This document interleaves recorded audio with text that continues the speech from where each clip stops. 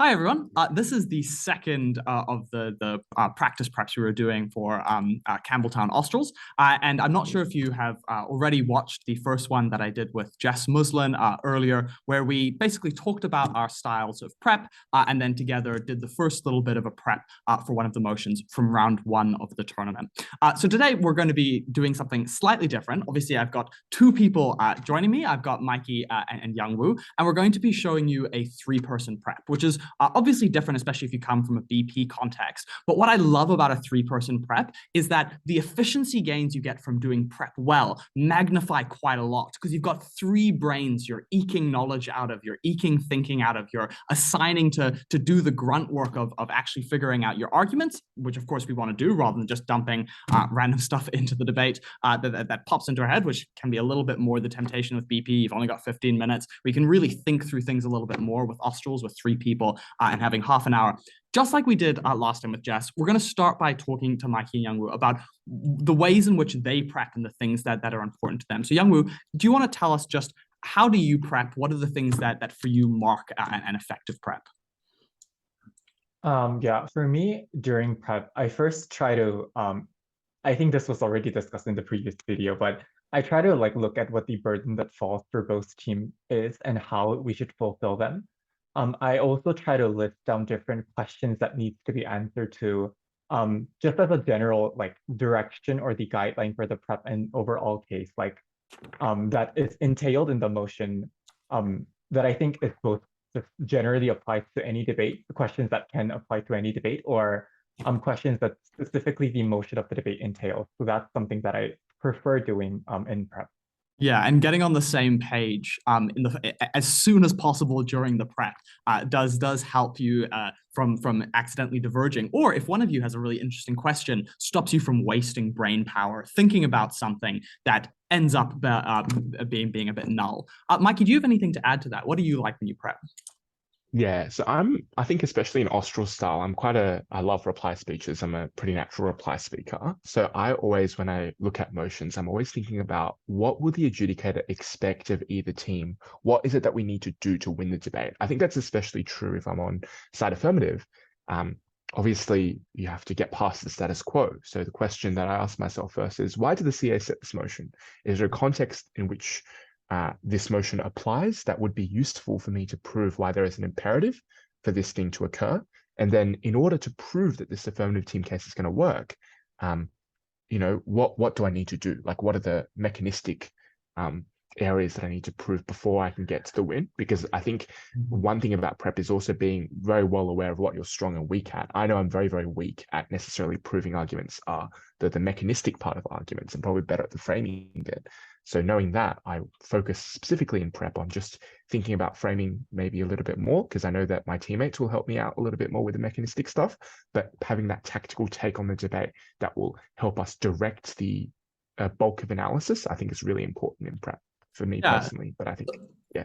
I'd probably highlight two things from what you were saying there, just to make sure that they're very clear. And the first is that some people do better at high level and some people do better at granular. And there's no such thing as a generic perfect prep, because you got to find the balance that works for you and that other person. And if you're finely matched or have similar strengths, someone has got to do the difficult job. So having those discussions with your prep partner and figuring out, okay, where are we complementary?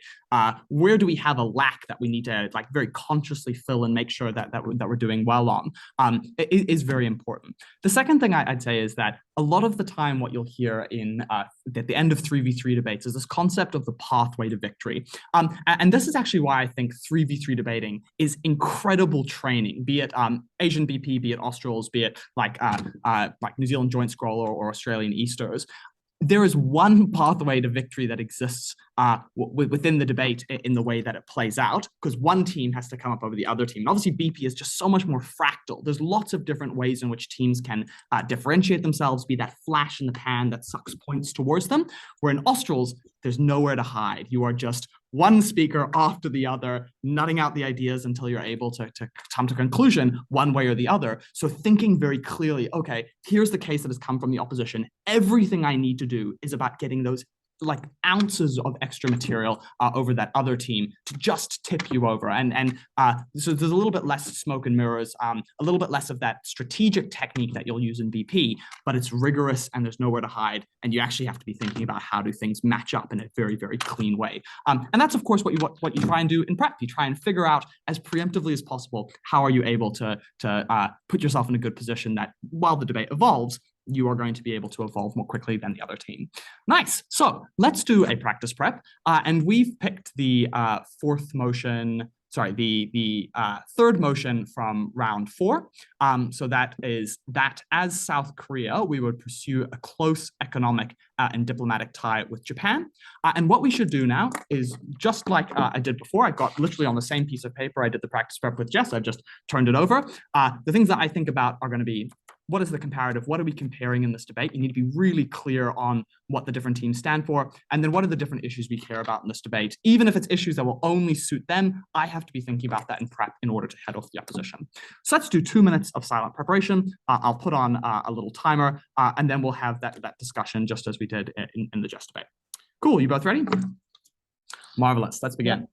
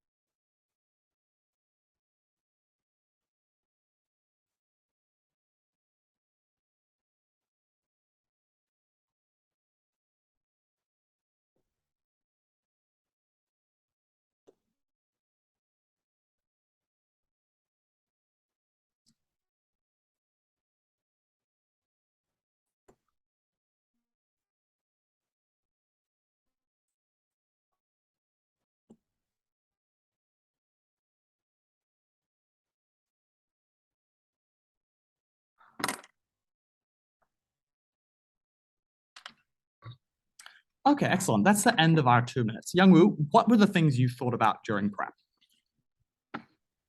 Yeah, so I tried to think of the questions that both teams have to answer to. And a couple of questions is firstly, given that this is a would debate, like a policy motion, what is the model that affirmative has to set up, especially given that already economic and diplomatic ties exist to an extent? The implication of this motion would be that there should be more of that, and presumably that means that South Korea would prioritize closer economic and diplomatic ties, probably at the expense of historical redress. And therefore, I think that affirmative has to weigh the economic and diplomatic tie over perhaps the historical redress that probably negative will argue for. Or I think that we can try to say that why that's better co-opted in the world of affirmative. I think that there could be an analysis in terms of what does the South Korea need right now as a country, and why that proximate needs are likely to be met through this particular motion. I think also there needs to be a question that in regards to what the incentive of Japan is and how will Japan react, because presumably if the motion fiat to the extent that South Korea will pursue this close and economic and diplomatic tie, there can be a question in regards to whether Japan is willing to accept this, or if Japan does accept this, how will that acceptance look like, and what will it lead to, especially in regards to the domestic conditions of Korea, or how will this influence the geopolitical interest? Yeah, so that was my general outlook as to how the case should be constructed. Excellent. Mikey, comments? I think that the first thing that stands out to me is that this topic is very interestingly worded, of course, as an actor debate, which means that the first job that I thought I needed to do was probably to figure out what the interests of South Korea were. And I think in this one, it's a pretty, I think, an immediate clash in my head, right? Because if you think about what you would need to do to win this debate, it's obviously clashing against the fact that South Korea and Japan historically have quite bad relationships due to colonialism and World War II, and how that is probably what the negative team is likely to say, and how the affirmative team will probably be like, well, we want the economic and diplomatic ties to be good because it will benefit Korea in a tangible, South Korea in a tangible sense, whether it be, giving more money, more trade, or more peaceful diplomacy in a context where there's a lot of kind of external surrounding issues with North Korea and China and things like that. So that means I think a big part of winning this debate and a big part of the focus of the analysis then should be on weighing interests. So why are some of South Korea's interests that the affirmative team are likely to side on going to be more important than the negative team interests of history and, Japanese aggression, all that kind of stuff. So I think that is where the prep probably would go. And we should maybe use a bit of context from what we know where this topic was set or why this topic was set in order to bolster up our argumentation there. Sorry, before summarizing, I think one thing that stood out for me that I don't think has been canvassed by you two yet is that both of you focus on essentially the trade-off being an internal trade-off, specifically in the relationship with Japan. So it's that seeking redress or holding Japan to account against, obviously, making efforts to try and overlook that in order to generate that degree of closeness. I think something else I was thinking about in this debate was also the degree to which prioritizing ties with Japan means that you are less able to prioritize ties with other nations. And I think obviously like an important actor in the debate might be China, and obviously aligning very strongly with Quad, which is obviously what Japan is a part of, and South Korea has made quite vocal moves towards in terms of aligning themselves with the geopolitical bloc. It needs to just be thought about in the debate before we commit too hard. Did either of you have a take on just that idea of dealing with external threats or prioritizing one relationship over the other? What were your thoughts there? Did you have thoughts, Mikey? I think in my mind, a good general thought to have in terms of external relationships, especially in IR debates, is always about tangibility and probability, because IR debates suffer from this, I think, issue of people guessing or using assertions to back up their arguments. I think it's good to look at certainty. So I think it would be a very certain outcome the affirmative team can back for, to say that pursuing close economic tie with Japan will cause excellent economic outcomes for trade, that is probably on the side of the affirmative team. And you can link IR to economics here, which is always beneficial, because asserting the way that individual leaders will act is almost never a productive line to go down, because it's just characterization assertions. I think diplomacy is a bit trickier for us in terms of talking about external ties, just because I think the nature of diplomacy is that there's so many moving variables to it. And I think probably as a case, we would need to consider how that might play in, how we can interact with the small little elements that would exist in diplomacy to outweigh what the neg will likely say here. Mm-hmm. Cool. Youngwoo, did you have a comment on, I think specifically China? Did we think there was anything important? Did we think there was anything important for the way in which South Korea was situating itself relative to the Quad versus China bloc relationship? Yeah, so I think in terms of the external relations, probably we can bring in the context of how South Korea recently had an election, and the new government wants to deviate away from trying to seek ties with North Korea and China, because that has failed to an extent, and is returning to a more conventional allies with the United States and presumably Quad bloc and whatnot. And in that regard, I think that the comparative in regards to the external relations would be, should Korea err on the side of Japan and by and large US and trilateral security framework, or should South Korea still perhaps to some extent emphasize the necessity to keep some level of close tie with China in order to be able to have meddling power with North Korea as well? I think that could be the comparative as well. So Essentially what I'm getting then is there's obviously a risk that this goes too far and then damages their ability to have that relationship and or keep North Korea a little bit more in check. I think it's probably true that in the overall context of the Quad versus China battle, I don't know how significant this is as a single issue. Like, will China freak out just because South Korea and Japan are interacting? I think we need to be very mindful of that being a line coming from the opposition. Is Japan standing in the way currently of closer integration between South Korea and the Quad? Because I think that's also an interesting question. If we can demonstrate that Japan is one of the sticking blocks towards closer unity between United States and South Korean and Indian and South Korean arrangements, the tension of that relationship there, an easing of that relationship might lead to a big improvement in the ability to align with Quad. So let me just then frame back what we've essentially discussed. So both, and you'll notice for people who are watching, both Mikey and Youngwoo were incorporating those ideas of what is our burden, so what are we comparing in this debate, and what are the things that everyone in the debate care about. And I think the first thing that was important to isolate is what exactly are we doing in this relationship? Obviously, Japan and South Korea already have a relationship. So defining, I think, for me, the word in the motion that was like close. What does that closeness means? And so I took it as being like it has to be more proactive, it has to be more visible than currently. And I think Youngwoo had like probably the ideal context there, which is that to seek these types of ties, you need to give up the current sticking points between you and Japan. So that's the thing that we're really sacrificing in this debate. And obviously, because it's economic and diplomatic, there's a degree of unity that exists there between those interests, or giving up a little bit the ability to have like strongly contrasting policy positions. But I didn't like, did anything stick out to you beyond the historical address? Are there any other big problems in the Japanese-South Korean relationships? Is there anything else that they fight over or disagree on? I think we can also include things like the territorial dispute that happens between South Korea and Japan. And if affirmative wants to say that you want to pursue close ties, you might not want to actively discuss on these kind of flashpoints that might undermine or deteriorate the cooperation or cooperative relationship. And therefore, these agenda would probably take a back seat, I would say, in the discussion or in the diplomatic discourse. Yeah. Okay, excellent. Mikey, did you have any other sticking points? Is there like economic stuff at play here, but that Japan and Korea fight about? Yeah, I think there's actually a bit of an economic rivalry between Japan and South Korea in the sense that they are both, competitors in similar industries, especially in terms of electronics and things like that.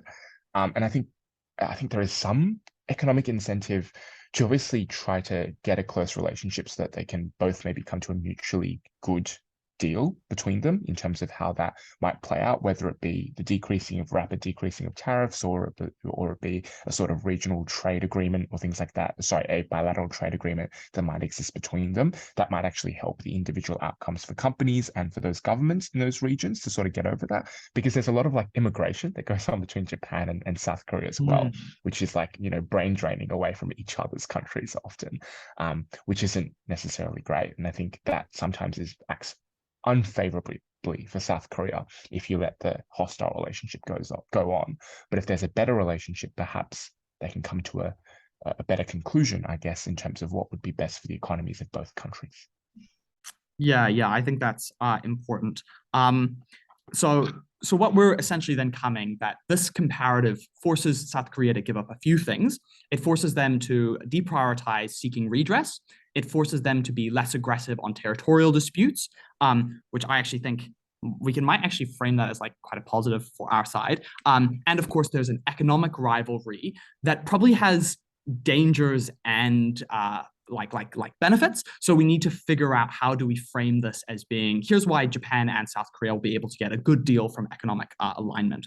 In terms of just thinking about Japan then in general, because I think what Youngwoo was saying about, we need to explain why Japan thinks this is a viable and good deal. How does Japan react is really important.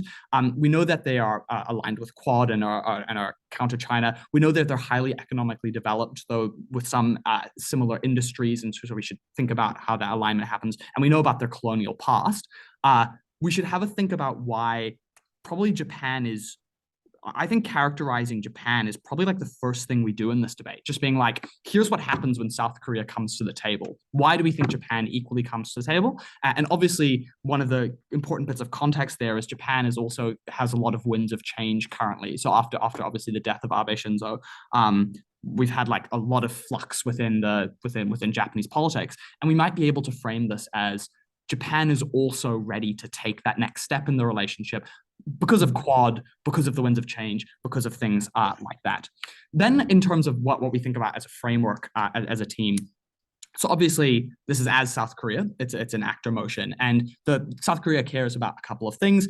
It cares about its economy, it cares about its dignity and identity, stuff like how it cares about those historical conflicts, and then obviously how do we play out with threats, which is both obviously North Korea and the looming specter of China. So trying to reflect what we've discussed into a rough case, I think we talk about Japan first up. What will this rapprochement look like? Why is Japan up for it?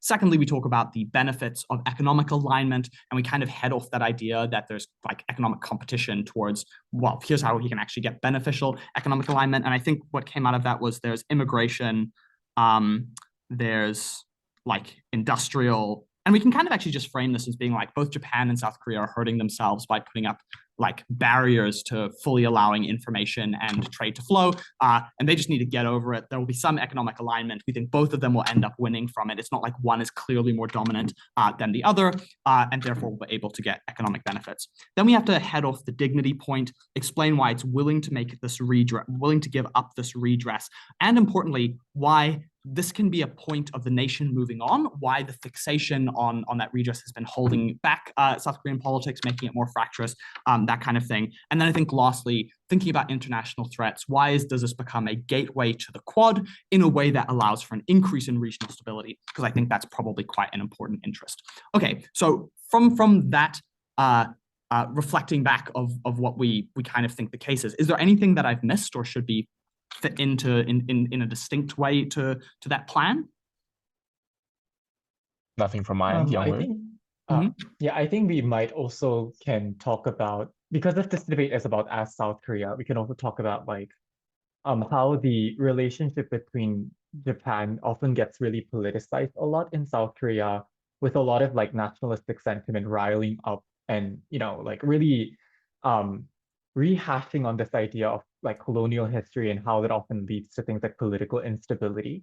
I think that we can talk about if we are able to have as a nation a narrative that we have to move on from this, then that means that internal domestic political friction is likely to decrease. And I think that perhaps this is independent from whether Japan will hugely cooperate with or not, because this is just about the creating that narrative within like domestic condition, which I think can be explained as the most proximate benefit of South Korea. That's one thing that I also thought of. Yeah, so two thoughts on that. One, I think it's very important to make it clear that that's not dependent on Japan's actions.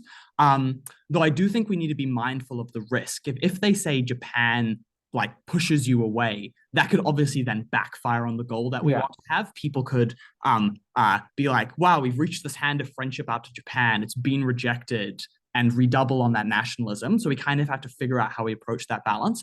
I think the point you were discussing naturally fits under those ideas of dignity and redress. But I also think what is important from what you're describing is it kind of situates the whole debate, right? It is the key context of why they don't currently have those close relationships. So we should probably tag it in the introduction to the first speech as just being like, this is the issue that is faced South Korea and Japan before. Here is why it is time to move on towards a better like future for both those countries. And then we're able to set out the interests of South Korea, set out why Japan is willing to do this, then branch off into those points that we want to discuss.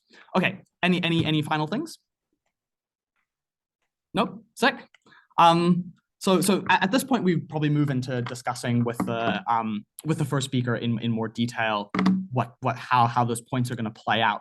But what you will have seen from that is being thorough with making sure that you answer those basic questions, either those basic questions that come out kind of distinctly in the debate, and that kind of pop into your head in the first 2 minutes that you really need to discuss as a team and come to a common line on. But also those like basic debating questions. What is the policy? How is the policy different from what we've been doing before? And then what do we care about? Is there anything that naturally favors one team or the other? And then reflecting back each other's ideas helps you come to that more thorough approach to the debate, because you would note that like important things were coming out within each round of reflection that we were doing, like things that were kind of semi-present, but only when we actually unearthed them in thinking about the policy and thinking about the framework were we able to kind of zoom in on them and have that discussion. And I think we have like a banger case. Like this would be a really fun debate to actually run at this point. Do you guys have any reflections on how that went or things that you were thinking about?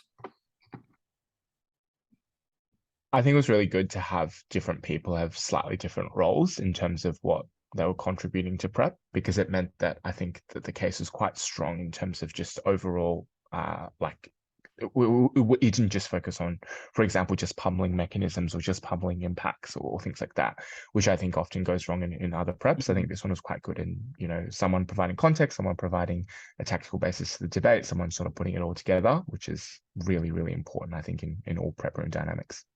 Nice. I think also we were able to get a more clear comparative or trade-off in the debate, because I think often as a judge, like when debaters are not making any trade-off, it becomes very like, you know, challenging to like clearly arbitrate around. So I think that I think I appreciate how we were able to come to a consensus or agreement that this is the clear trade-off and this is where the debate lies. And I think we were able to discuss very comprehensively as to what this motion entails and the impact of that. Yeah, knowing where the opposition will strike is not something you should over egg. You don't want to build your whole case about, oh, they're definitely going to run this point. But debates get set as a debate for a reason. It's never going to be one-sided. And having that kind of like reasonable perspective in the debate, being like, I acknowledge that these are the likely issues that everyone understands will exist, and here's why we think we're able to overcome them. That kind of comes out when you're pushing things through effectively. So yeah, that brings us to the end of this practice prep. We're going to go away and judge the round 5 debates. But thank you both very much for coming. And there'll be many more practice preps. So if you are enjoying them, please continue to watch. Thank you. Thanks, everyone. Best of luck in the tournament.